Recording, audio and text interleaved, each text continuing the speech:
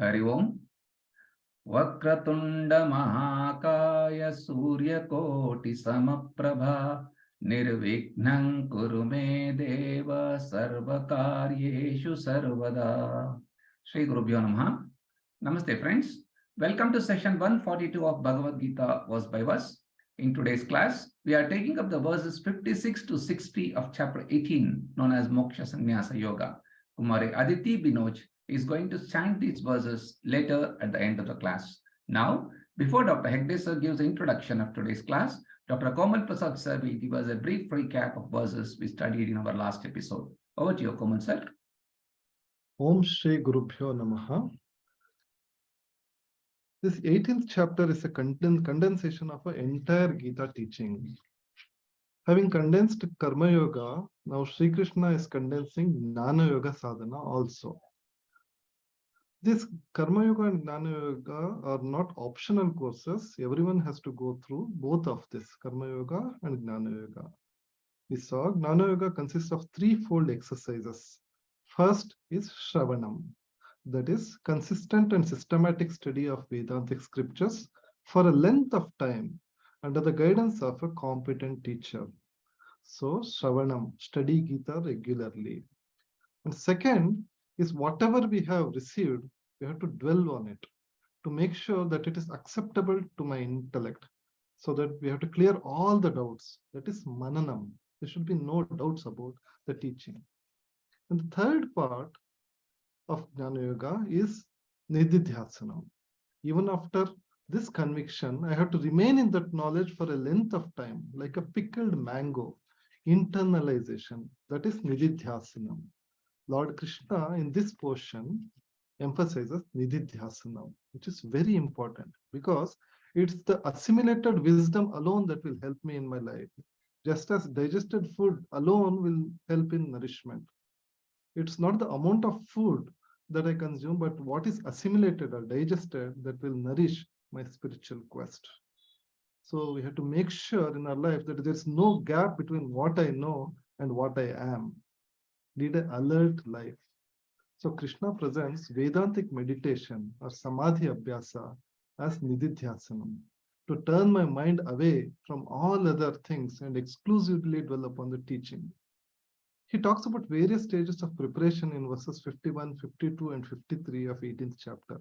How one should be seated in a comfortable posture, how one should withdraw from external disturbances, and how one should die to the relatively worldly roles of life, the vesham, the incidental vesham, what we have in our life. We have to invoke our real ourselves, real I. In 53rd verse, we see Vimucha Nirmama Shanto. If a person practicing this Vedantic meditation for a length of time, then Brahma Bhuyavaha Kalpate. He learns to disidentify from his superficial personality and he'll be ready to become Brahman himself. He will dissociate from Ahankara, his inferior I, and learns to identify with the higher I, the Chaitanya Tattvam, the consciousness principle. So we don't, from that point, we don't use I and consciousness as two different things. So I and conscious principle becomes one because it's a stage where you are fully convinced about that Aham Brahmasmi. And then in the next two verses, the verse 54, we saw that having become Brahman, the tranquil-minded, Prasannatma, Brahmabhuta Prasannatma, na shochati na kangshati, samah sarveshu bhuteshu, madbhaktim labhate param. Having become one with Brahman, the tranquil-minded, Prasannatma, one who neither grieves or desires. For him, it's the gateway from samsara to mukti. So when faced with turmoil, emotional, physical, or circumstances, when it bangs his life with turmoil, initially he may say, what? But soon after he recovers, he gets back to his conviction and will be able to say, so what? So that is how this Brahman, the person who has attained, they would say, would graduate from being in samsara to mukti. So that is measurable by Swamiji has told by FIR principle. Initially, when there are mental disturbances, the frequency of mental disturbances comes down there. And then the intensity of the reaction comes down. The mental, verbal, and even physical reaction, intensity of reaction to mental disturbances will come down. And then the recovery period, R of FIR, the recovery period will get shorter and shorter. As see, Swamiji says it's a gradual process, because this conviction there and this practice of nididhyasana takes time, and gradually it becomes, once you become one with Brahman, there is no gap that FIR becomes to a nil. It reaches to that point. So, but that's a process we have to go through. In the 55th verse, having talked about the nididhyasana phalam, Krishna summarizes the nididhyasana topic. This is a consolidating verse. Here, this person has dealt with both Vijnanam and Gnanam, the knowledge of his inferior self. There's the Saguna Ishvara Swarupa and the Nirguna Ishvara Swarupa. That is Vijnana. Both Jnana and Vijnana, both he would have gone through. And then he will be ripe to enter into that Brahmanhood, if you can say. And how will that merger happens? It will be silent. Like Swami Ramakrishna Paramahamsa gives example, story of the salt doll, which went to measure the depth of the sea, runs into the sea to measure how deep it is. What is this ocean about? And in the process, once it realizes the ocean, it dissolves and dissolves, and imperceptibly it merges into the ocean. Like how a dreamer wakes up into waking life. It merges and realizes it's nothing else but ocean, which was incidental. Its vesham as a salt doll was just incidental. So this is a silent affair, this form of understanding. So he like once wakes up and merges into a waker, this transition happens once one get into that Brahmanhood. So then, having known me truly, he enters me immediately. This is what Krishna says. And that me is nothing but the Brahman. Okay? That's the ultimate step of Advaita Gnanam and reaching the pinnacle of Mukti. Thank you very much. Thank you very much, Dr. Komal. That was a nice overview of the verses we studied in the last class, dealing with the topic of Jnana Yoga, predominantly Nididhyasana.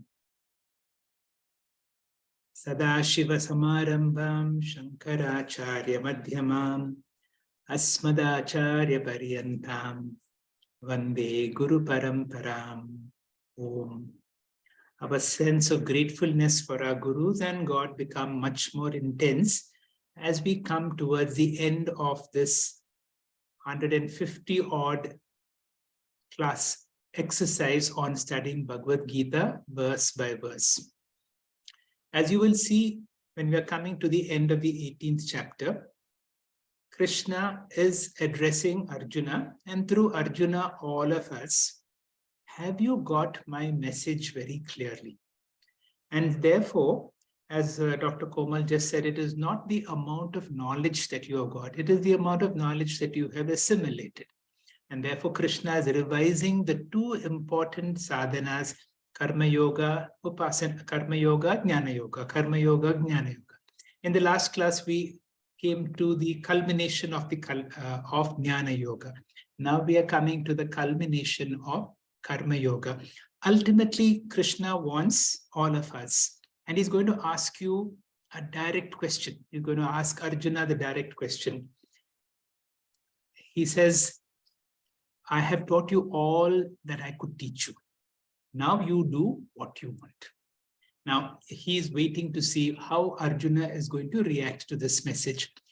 In the set of verses that we are going to study today, we will be studying the pinnacle of Karma Yoga. So in a way, it is Karma Yoga once again. And what is Karma Yoga? It is right action. And all action is done through our body, through our speech, through our thoughts. So in Sanskrit, it's Kayika, Vachasa, and Manasa. What is right action? Whenever it is a yoga, the actions are sattvic. That means mamakara and ahankara is kept aside. Likes and dislikes are kept aside. I'm doing whatever I'm supposed to do, and therefore the action necessarily has to be selfless. From the simplest to the most profound of action, every action that I do now becomes a sadhana, including actions that we do for ourselves, like taking a bath, putting on your clothes, whether you are resting, whether you're eating. Swami Sukubodhananda calls this Atma Puja. Now, can you even taking care of yourself? Because my body is a temple which is harboring the Atma Tattva. Can I treat my body with that kind of reverence? Because my body is the temple from which the Atma is able to manifest. So all works, all actions, whether in thought, word, or deed, now becomes sublime. Tagore had said, and it shall be my endeavor to reveal thee through my actions, knowing it is thy power that gives me strength to act life of my life. Life of my life can be taken as Atma. Prati bodha viditam matam. In every situation, can I be able to manifest Parabrahma, Paramatma. Karma Yoga is right action and right attitude. What is the right attitude? Whatever I do it as an offering to God. I give my 100%. I enjoy whatever I'm doing. And as you will see, the more it becomes an expertise, and that is what today's class is all about. It is called inaction in action. We are working on the law of least effort. It is as per my swadharma. It is per my nature. And because it is part of my nature, there is no sense of time. I enjoy whatever I do. I'm not doing it for the sake of any benefit, but the joy is going to be intrinsic. We realize that what we normally considered as waste of time, my Pancha Mahayajna, now we enjoy, whether it is Deva Yajna, Brahma Yajna, what exactly we are doing today, right now, studying the scriptures, Pitra Yajna, our reverence and service to our elders, Manusya Yajna, to fellow beings, and to the environment around you, Bhuta Yajna. To recap Karma Yoga in the 3rd chapter, he says, Krishna gives 4 levels. Agnya as an order, you must do it. You have no choice. Then he said, do it as an offering. Whenever you feel so grateful, so blessed, every action now becomes a yajna. Then you do it because you want jnana yogyata, to get eligibility for jnana, to be able to refine your mind. And finally, it is my dharma. If I do not do it, I will stop the cycle of dharma. In today's verses, you will see we come to the pinnacle of Karma Yoga. That means if I am a jnani, if I am a sannyasi, how will I do all my actions? And this is brought out in the 4th and the 5th chapter of the Bhagavad Gita titled Jnana Karma Sannyasa. A jnani knows one thing very profound, that I'm not ordinary. A jnani has a clear understanding of the Mahavakya, Tat Tvam Asi. Jnani has understood Aham Brahmasmi. The Upadesha Vakya is Tat Tvam Asi, and the jnani knows it as Aham Brahmasmi. Once we have discovered our true nature, that I am limitless, then I understand what is Atmarati, Atmatrupta, Atman Eva, Atmana Santushta. I revel in myself. I don't have to do actions for any purpose. I have no binding desires. There is nothing to do. There is nowhere to go. In the 2nd chapter, verse 50, Buddhi yukto jahatiha ube sukrute dushkrute tasmad yogaya yujjasya yogaha karmasu kausalam. The real skill in action is to do your action in such a way that there is no sense of doership. The moment there is a sense of someone doing that action, the ego comes in. And whenever there is an ego and a sense of I am doing it, then there will be punya and papa, and our karmic accounts will enhance. The real skill is when there is no ahankara, there is no mamakara. Not easy, but we need to be able to train and understand and act on the basis of our higher nature, to do as per my swadharma, whatever I should do, then this is what is called buddhi yukta. I am anchored in my higher knowledge. Then what do I give up? Jahati. I give up both sukrute, dushkrute, both punya and papa. And that is how we experience what is called inaction in action. We are doing action out of the least effort. There is no sense of doership. And therefore, there is no bondage due to karma. We are now studying from verses up to 60, 56 to 60. Very soon, in 2 classes from now, we come to the final shloka of the Bhagavad Gita, the final teaching shloka of the Bhagavad Gita, also called the Charama Shloka. In the Charama Shloka, Sri Krishna gives his ultimate message, Sarva Dharman Parityagya. He says, give up all dharma. Remember, yada yada hi dharmasya glanir. Whenever dharma comes down, I will come in. So how can Sri Krishna says, give up all dharma? Dharma here is karma. Give up all karma? We cannot give up karma either. That is why this verse will be explained by Dr. Sundar in a little detail when it comes. It really means give up all sense of doership. Exactly what we are studying in this class. Mam ekam sharanam vraja. Focus on the one. We have now come to the binary format. We have become aware of the Atma. Aham tva sarva papebhyo. All your punya papa account will be closed. Shri Krishna makes us promise. What a wonderful verse. Mokshasi yashyami masuchaha. Don't feel sorry. I'm there for you. With that background, let us look at the verses for today's class. The opening verse will be explained to us by Vindhya. Vindhya, please.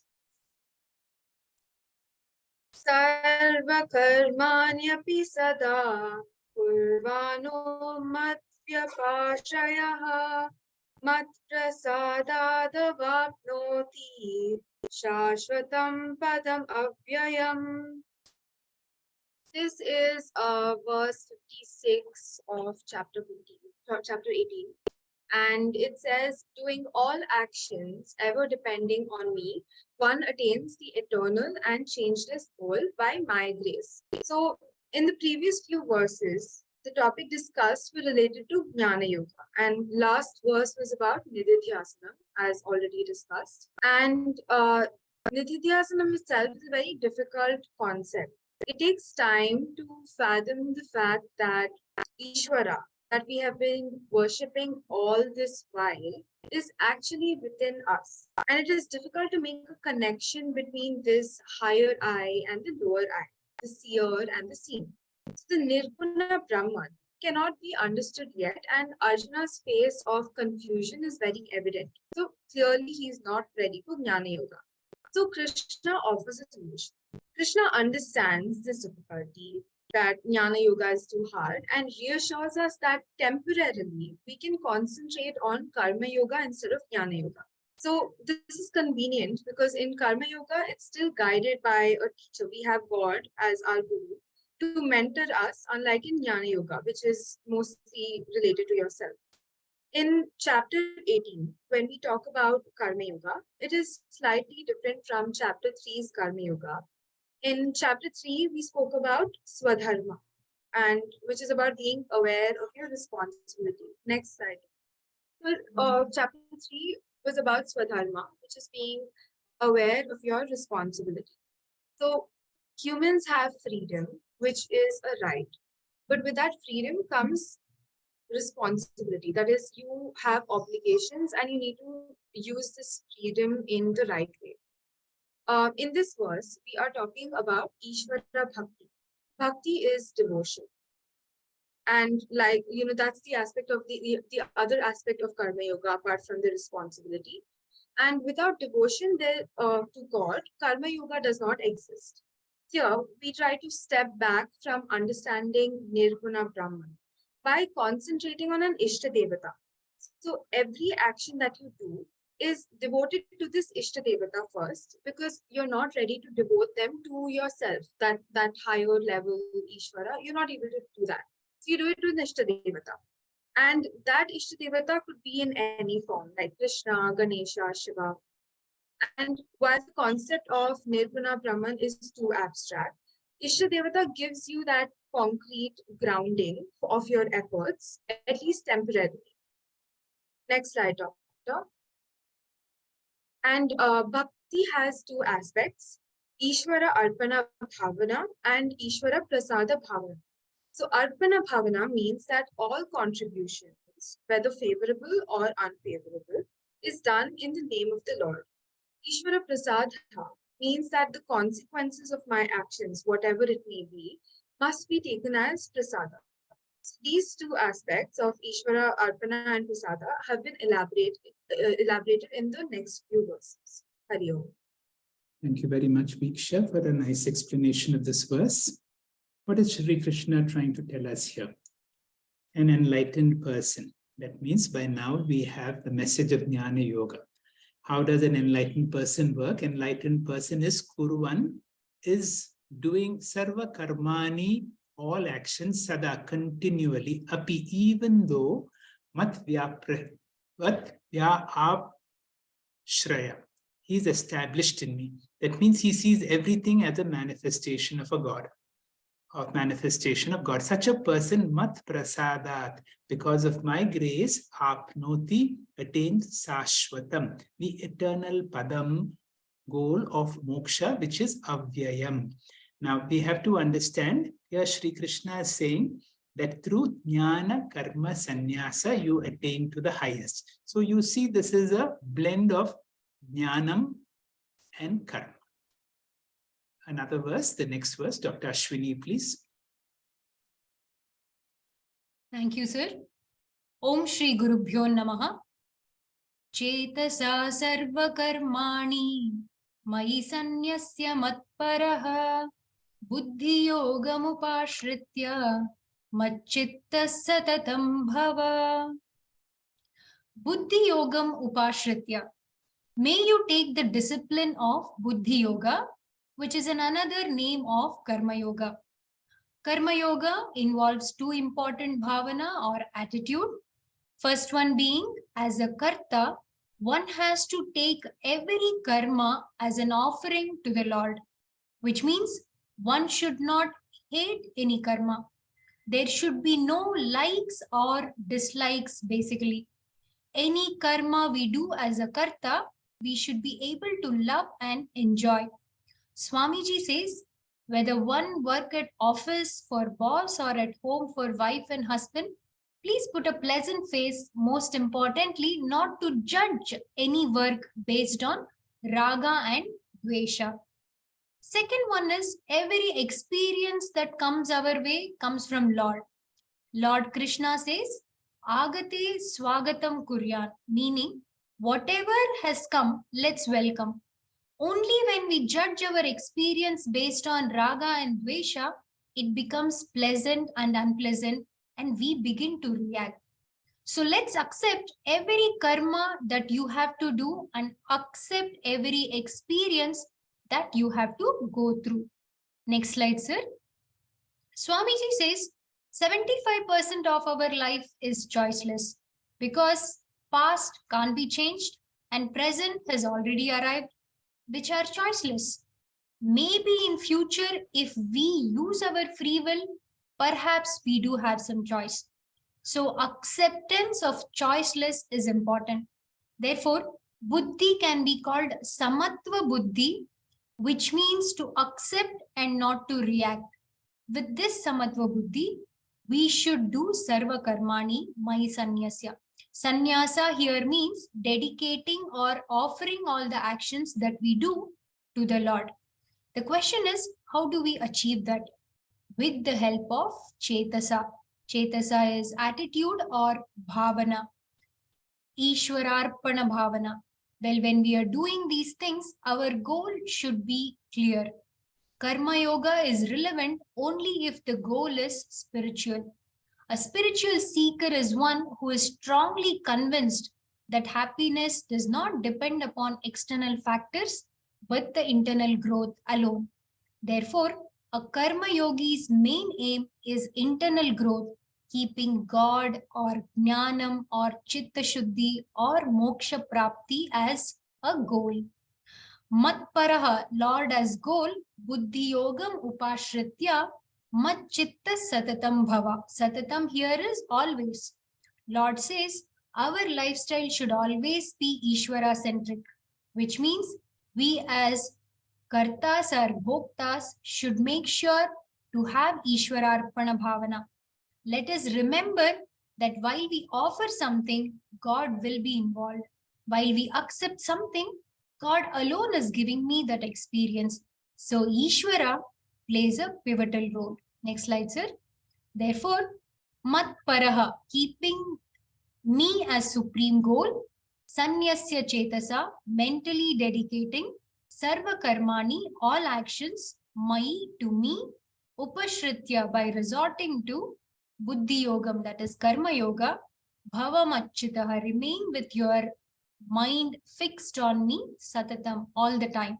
Summarizing, keeping me as a supreme goal and mentally dedicating all actions to me by resorting to karma yoga, remain with your mind fixed on me all the time. Hari Om, Shri Gurubhyo Namaha. Thank you, Dr. Ashwini, for clearly explaining this verse. Let me briefly say again what Shri Krishna is saying. Sarva karmani sanyasya. Having renounced all actions, mai unto me, chetasa. With one's mind, that means with understanding, with wisdom. That means what is it? Having surrendered or dedicated all actions unto me. Such a person is matparaha, is always focused on me, keeps me as the highest goal. And upashrita, that means having surrendered to me, having resorted to buddhi yogam. Buddhi yogam is karma yoga with an attitude with which you do your work. Mat chitta, whose mind is always fixed on me. Arjuna satatam, always have this bhava, and let this be your attitude to anything and everything that we do. Verse 58, Chaitanya, please. Om Shri Gurubhyo Namaha.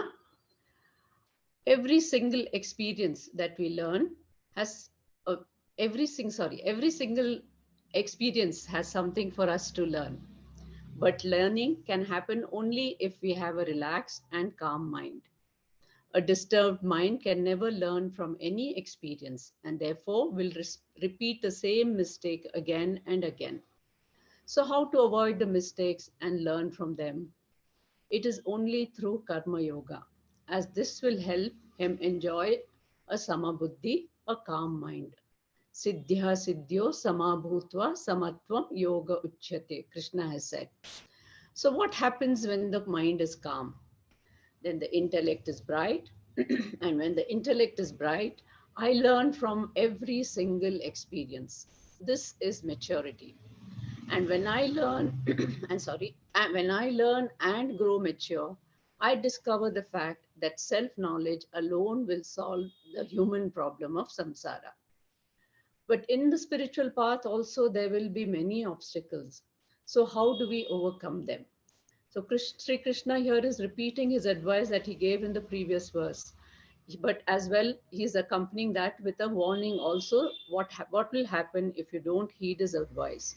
He says, Mat chitta sarva durgani, mat prasada tarishyasi, atachetvam ahankaran na shrosyasi vinakshyasi. He says, Mat chittaha, keeping me in your mind, mat prasada, with the help of my grace, my Ishvara anugraha, tarishyasi, you shall cross over. And what will you cross over? Sarva durgani. You shall overcome all the obstacles either coming from within you or from outside. That is, you will cross over obstacles which are adhyatmika, adi bhautika, and adi daivika. Trivida durgani tarishyasi. Here the word Durga means obstacles. But now Krishna gives a warning. In spite of all these encouragements and advice, if you refuse to follow karma yoga, it will lead to your spiritual downfall. Therefore, he says, Ataha, on the other hand, na shrosyasi ched, if you do not listen to me, to my sincere advice, because of your ahankara or ego, then you will perish. Vinakshyasi. Here the word perish does not mean physical death, but means spiritual destruction. Such a karma yogi who has a Ishvara centric life, whether he is a karta or a bhokta, he will learn from every single experience. Both painful, but painful experiences teach more than pleasure ones. So even pain has got a message. Swamiji says, two things are done through pain. One is exhausting our karmas, and second is educate a person through that painful experience. But if, therefore, in conclusion, if I have to learn from pain, it is possible only when my mind enjoys samatvam. And only through karma yoga, one enjoys such a mind and therefore learns from every pleasure and pain. Just as a snake's poison contains medicine in it, so too the worst pain has got valid reasons, lessons for us. This inner growth achieved by Karma Yogi in spite of all obstacles. Therefore, Krishna says that if you are a Karma Yogi, by his grace, those obstacles also you will circumvent. Thank you. Hari Om. Thank you, Chaitanya, for an explanation of this verse. You will have to remember Arjuna is refusing to fight, and now Krishna wants to see. Krishna is certain he does not want to force anybody to do against his will. He can only give all the adequate knowledge and then tell, can you do your actions as per your swadharma? And so this is one of his final words of advice. He says, Machitta, with your mind fixed on me, Tarishyasi, you will cross over Sarva Durgani. The word Durga means an obstacle. Like when you want to protect your kingdom, you build a fort. So the word Durga there means something that is a barricade. So here Durgani means all obstacles. So he says, if you keep your mind on me, if you are with me, if you are in tune with me, then all obstacles will be crossed. How? Mat Prasada, through my blessings. On the other hand, Atachet, if you do not, na shroshasi, if you do not listen. Why? Because of your ahankara and stubbornness. Vinangshasi, you will spiritually suffer. You will not be able to achieve. More on this, you will listen to from Ullas. Ullas, please. Thank you, sir. Shri Guru Bhyo Namaha. This is a continuation of the last verse where Shri Krishna has already told how to proceed to get into the war, and if you don't do that, what is going to happen to you. So the verse is Yad yahankaram ashritya na yotsaya iti manyase mithyaisha vyavasayaste prakritistvam niyokshati. Let's look at the word meaning first in the next slide. He says Yad ahankaram ashritya. If you take recourse in your ahankar, in your ego, and then you say na yotse iti manyase, that I don't want to fight this war, and you think this is the right decision because you're deluded right now, but you think this is the right decision, then mithya esha vyavasaya. Vyavasaya means this nishchaya, this decision, this sankalpa is wrong, is incorrect for your well-being. Prakritihi tvam niyokshati. You will perish. Again, perish is not physically, but you will have so much of clash in your inner world that you will perish. So in the next slide, we see that, let's take an example, that a person who is a Rajasic person by nature, and out of ego, he decides that, no, I want to go to sannyasa. He gives away all his wealth. He says goodbye to all his family members and gets into an ashram. And there, for the first 5-10 days, a month, is all right. But then again, the inner nature will kick in. And then he'll be like, now I am in two boats. One feet in the boat where my nature wants to take me, and another one is where my ego wants to take me. And he'll be always fighting with even when he's meditating, he's always thinking about all his worldly affairs. There also in the ashram, you'd be thinking about how to organize a particular dharna or some kind of a, how we can make this ashram in a better place. So all these things, he will not be able to achieve what he wanted to achieve as a sannyasi also, and ultimately he'll perish. In the next slide, we see what Krishna is trying to tell Arjuna is that by your essential nature, you're actually a warrior. if you go take sannyasa out of your ego, then that is going to be like when you'll be sitting there also, you have prepared for this war for so long. In the second chapter also we saw, he says that you've prepared so long, and then if you will go even for sannyasa, you will not be able to concentrate there in your in meditations anyway. And then next day when you'll read the Times of India, you would see that people are saying that, oh, the coward Arjun has left the battlefield. He had that one chance to make the righteousness win, but he took the easier way out and all that. And that is going to make you very angry. And in the ashram, all you'll do is cut trees there.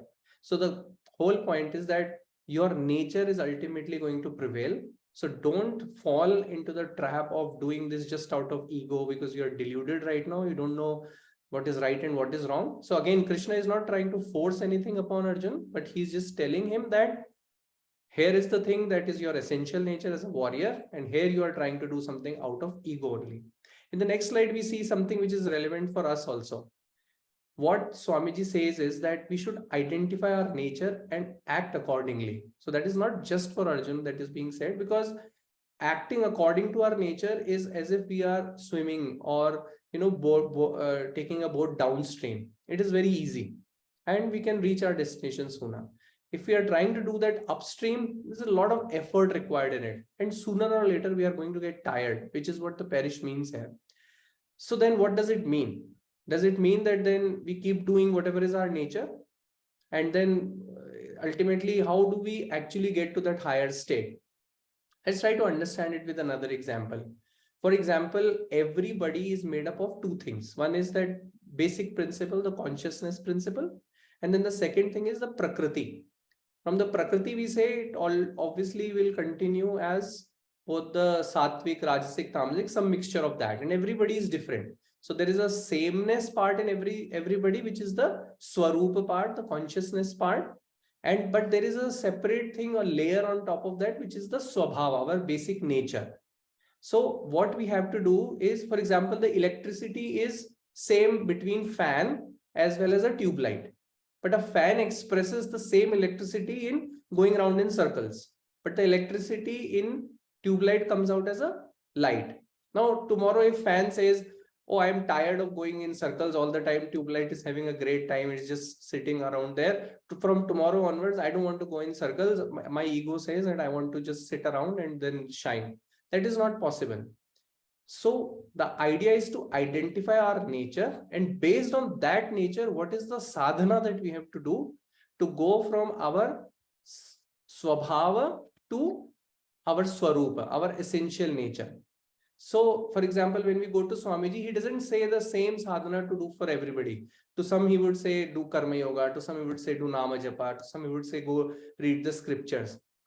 So like that, we also have to identify our nature and act according to that. That is going to be the downstream journey. That is going to be an easier way, something which is in accordance with our nature. And then we will be able to easily reach to our swarupa. Thank you, sir. Hari Om. Thank you very much, Ullas, for a nice explanation using beautiful illustrations and stressing the importance of our true nature. Manyase, if you think, ashritya, taking shelter, na yotsyasi, if you say, I will not fight. Thus, why? Because of your ahankara. Then what happens? Yesha mitya, this will be false, and through your false nature, your true nature will compel you to do what is your swadharma. This has been very nicely explained again by Ullas, that we really need to see how we can align our will with the will of God. And with the will of God is the law of nature. And when you see, whenever we go against certain natural laws, there is always going to be a struggle that is going to be against dharma. And therefore, the true spiritual wisdom is to be able to tune ourselves to the will of the Lord and to be able to accept gracefully whatever has to be done in particular situation, and not to resist it or not to fight it. The last verse will be verse 60 by Dr. Kiran. Dr. Kiran, please. Hari Om, Gurubhyo Namaha. In the verses 56 to 62, Krishna talks about karma yoga. He is emphasizing on saranagathi or surrender and anugraha or Ishvara's blessings. We have previously seen how to accept. Now he is telling what kind of action to do and how to do. Here we should remember that Arjuna is not yet a gnani. So whatever karma he does incurs karma phalam or the fruits. Either it can be papa or punya. So Krishna is trying to ensure, or like in a damage control mode, so that Arjuna does what is good for Krishna ensures that Arjuna is doing what is good for him or in terms of spiritual progress. Just like our cow herd goads the cow into the shed and the cow feels that it has gone voluntarily. Just like that, how he is doing like this. Swabhava jena kaunteya nibaddha svena karmana kartum na ichchasi yan mohat karishyasva pitat. Next slide, please. So, nibaddha, bound by your own duty, swabhavena avashaha, that is born out of your nature, because you are not a gnani. Every action of yours is born out of gunas. So if you don't do the action properly, you will end up doing what you don't want to do. So basically it's telling, bound to your guna, if you don't do what is proper, you will end up anyway doing action, and out of your delusion, you may do the wrong thing. Let us understand this important verse little more in detail. Next slide, please. Everybody has a swabhava. We should distinguish this between swarupa. Swarupa is an intrinsic, unchangeable thing. That means sugar and sweet. Every sugar is sweet. You don't find a salty sugar. And anything which is sweet has sugar in it. So that is the swarupa. So only Atma as swarupa, that is Satyam, Gnanam, Ananta. Rest all is not intrinsic. It is all gunas. However good it looks, it is extrinsic. That is what Krishna is warning. Just like this man, this wing may look very good to him, but it is not intrinsic to him. So whatever lifestyle you choose must be in harmony with your personality, and then alone there cannot be any strain. Otherwise, just like how Ullas has explained previously, if a Rajasic person takes up sannyasi, he may end up starting an union, their association, and all those things. So, bound by Swabhava, the Agnani anyway will do the action. And even Gnanis will have Swabhava which cannot be changed. Just for example, Chinmaya, Vivekananda, and Shivananda Swamijis were highly Rajasic. So even after Gnani, they found many institutions, whereas Ramakrishna and Tapovan Maharaj, in spite of being Gnanis, they didn't do any of this kind. Therefore, look what is your Swabhava and do accordingly. Next slide, please. So Krishna says you always have to do karma, and proper karma will lead to purification of mind, and it removes the impurity called malam.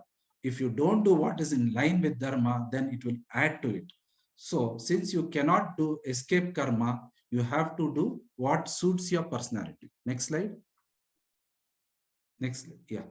So this is explanation of summary of the chapter 3. There he says that you have to perform your action, because without that, even maintenance of basic necessities of life is not possible. And explaining Arjuna's question that what compels or propels man to do an action, he says ignorant man is highly rajasic, which propels him to do. Here he is explaining this further. Next slide, please. Next slide. Yeah. So you have to think whether you are sattva pradhana or you are rajasic or tamasic, and you do your profession or action accordingly. And if I don't know, because if I know my gunas, I would have naturally chosen the profession according to the guna. So Arjuna may not be knowing it. So if one does not know what is guna, is intrinsic nature is, then what to do? He says it is, then you go by heredity or jati wise. You do the family profession. So Arjuna here is a Kshatriya, so he is indirectly telling him to fight. But remember, Krishna does not promote casteism. In previous verses, we have read Chaturvarnya Maya Shishtam Guna Karmana Vibhagishaha. That is, 4 varnas were created by me based on guna and karma. There is no mention of jati here. Krishna is very systematic and clever in this. And here he is telling to do action in line with our aptitude and our profession. Next slide, please. So, as Sir has before told, Krishna is laying foundation to his ultimate googly, that is verse, that is Sarva Dharman Paritejya. Here he says, use your karma as a diving board and in synchrony with the divine will. That is the meaning of complete surrender. That means you don't decide what to do. You leave that action, what to do to me. I will lead you and tell you what to do. He says, surrender to me and do your duty. I will take care of you. Thank you very much. Thank you very much, Dr. Kiran, for a nice explanation of this verse. So it is a continuation of the same thought. Arjuna, you are nibaddha, you are bound, svena, by your own karmana, by your own actions. Swabhava jena, born out of one's own nature. And because of one's karma, either in this life or the past life, or various choices that you have made on this life, so we are bound by our own nature. Krishna says, kartum na ichchasi. But if you do not fulfill your responsibility, mohat, out of your delusion or confusion, api, even though that karma, karishashi, you will have to do it anyway, helplessly. It means, even if you don't want to fight Arjuna, you will have to fight anyway. With this, verse 60, we have come to the end of today's class. We'll have a chanting of these verses by Aditi. Aditi, please. Hari Om Satgurubhyo Namaha Sarva Karmanya Api Sada Kurvano Madvyapashrayaha Mat Prasada Vapnoti Shashvatam Padamavyayam Chetasa Sarva Karmani Mai Samnyasya Matparaha Buddhi Yogam Upashritya Machchitta Satatam Bhava Machchitta Sarva Durgani Mat Prasada Tarishyasi Atachetvam Ahamkaran Nashroshasi Vinangshasi Yadahamkaramashritya Nayotsya iti manyase Mityaisha vyavasayaste Prakritistvam niyokshati Swabhavajena kaunteya Nipatasvena karmana Kartum nechasi yanmohat Karishyasya avashopitata Hari Om Shri Gurubhyo Namaha Hari Om. Thank you, Aditi, for a wonderful chanting. Thank you, all speakers, for a wonderful class. Thank you, friends, for your active participation and invaluable feedback, which keeps us on toes to maintain the quality of our sessions. On Monday, 10th April 2023, let us log in for a session 54 of Disha for the discovery of inner strength and happiness at 6:45 p.m. In this episode of Disha, we are going to commence study of chapter 12 known as Bhakti Yoga, along with the topic of Upasana Yoga as explained in Tattva Bodha. With this, let us conclude today's session with our usual Shanti Mantra. Om Purnamadah Purnamidam Purnat Purnamudachyate Purnasya Purnamadaya Purnamevavashishyate. Om Shanti Shanti Shanti. Hari Om. Shri Gurubhyo Namaha. Hari Om. Thank you.